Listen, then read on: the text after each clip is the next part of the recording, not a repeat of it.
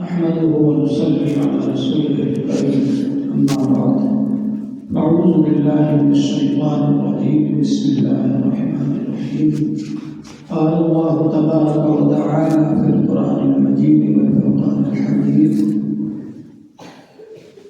يا أيها الذين آمنوا لا تلهكم أموالكم ولا أولادكم عن ذكر الله ومن يفعل ذلك فأولئك هم الخاسرون۔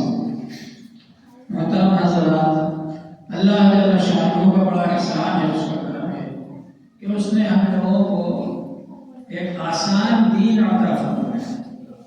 حضور صلی اللہ علیہ وآلہ وسلم نے ارشاد فرمایا ان الدین یسر، یقیناً یہ دین آسان ہے، دین اسلام۔ پچھلے لوگوں نے یہ سمجھ رکھا تھا کہ اللہ سے تعلق ہم نہیں جوڑ سکتے جب تک کہ پہاڑوں میں نہ چلے جائیں، گھاؤں میں نہ چلے جائیں، جنگل میں جا کر نہ رہنے لگے، جب تک بیوی بچوں کو نہ چھوڑ دیں، جب تک کھانا پینا نہ چھوڑ دیں، جب تک کپڑے پہننا نہ چھوڑ دیں، اس وقت تک اللہ سے تعلق نہیں جوڑ سکتے۔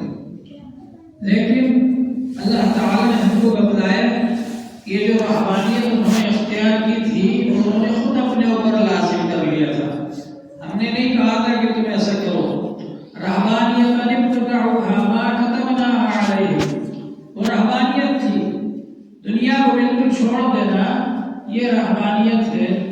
ما كتبناها علیہم، ہم نے نہیں کہا تھا کہ تم ایسا کرو، انہوں نے خود اپنے اوپر لازم کر لیا۔ اللہ تعالی نے ہم کو جو دین عطا فرمایا ہے یہ آسان دین ہے۔ انسان بیوی بچوں کا حق ادا کرتے ہوئے، کھاتے ہوئے، کماتے ہوئے اور کپڑے پہن کر اور بستر میں سو کر اور گھر میں رہ کر بھی اللہ سے تعلق جوڑ سکتا ہے۔ اللہ جل شانہ نے ارشاد فرمایا یا ایھا الذین آمنوا، اے ایمان والو، لا تلہکم اموالکم ولا اولادکم عن ذکر اللہ، تمہارے مال اور تمہاری اولاد تم کو اللہ کی یاد سے غافل نہ کر دے۔ یعنی اگر تم مال بھی کما رہے ہو تب بھی اللہ کو یاد رکھو۔ رجال لا تلہیہم تجارۃ ولا بیع عن ذکر اللہ، صحابہ کی تعریف کی اللہ تعالی نے، ایسے لوگ ہیں کہ خرید و فروخت کرتے وقت بھی، تجارت کرتے وقت بھی اللہ کا ذکر کرتے ہیں، اللہ کو یاد رکھتے ہیں۔ یہ ہے دین اسلام۔ مال کما رہے ہو تب بھی اللہ کو یاد رکھو۔ حضور پاک صلی اللہ علیہ وآلہ وسلم نے یہ نہیں فرمایا کہ مال مت کماؤ، بلکہ فرمایا طلب کسب الحلال فریضۃ بعد الفریضہ، حلال مال کمانا بھی فرض ہے دوسرے فرضوں کے بعد۔ ہاں، یہ ضرور فرمایا کہ حلال مال کماتے وقت بھی اللہ کو یاد رکھو، اللہ کی یاد سے غافل نہ ہو۔ اسی طرح سے مال کو صحیح جگہ پر خرچ کرو، صحیح طریقے سے، حلال طریقے سے مال کماؤ اور صحیح جگہ پر خرچ کرو، نیک کاموں میں خرچ کرو۔ اسی طرح یہ فرمایا کہ تمہاری اولاد تم کو اللہ کی یاد سے غافل نہ کرے۔ تو اللہ کی یاد سے غافل کرنے کے لیے کرنے والی چیزوں سے بچنا ہے۔ بیوی بچوں کے درمیان رہتے ہوئے بھی آدمی اللہ کو یاد رکھے۔ حضور پاک صلی اللہ علیہ وآلہ وسلم اگر اپنے بیوی بچوں میں ہوتے گھر میں اور اذان ہو جاتی تو فوراً مسجد تشریف لے جاتے۔ تو بیوی بچوں میں رہتے ہوئے بھی آدمی اللہ کو یاد رکھے، اللہ کی یاد سے غافل نہ ہو۔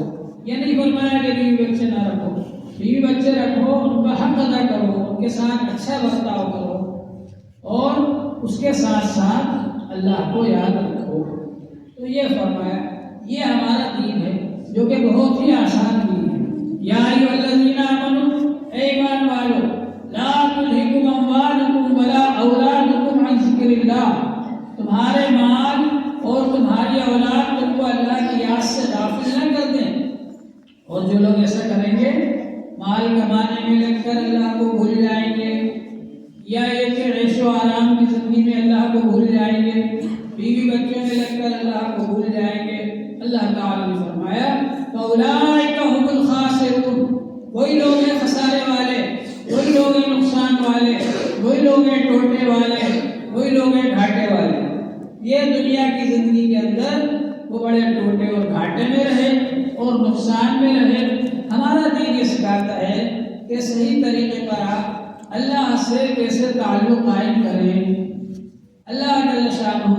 مانیں، اسی کی عبادت کریں، اسی سے منت مانگیں، اسی سے دعا کریں، سارے کام عبادت کی لائن کے صرف اللہ تعالیٰ کے لیے ہیں، غیر اللہ کے لیے نہیں ہے۔ ایک اللہ کو مانیں، ایک اللہ سے مدد مانگیں، ایک اللہ کی عبادت کریں۔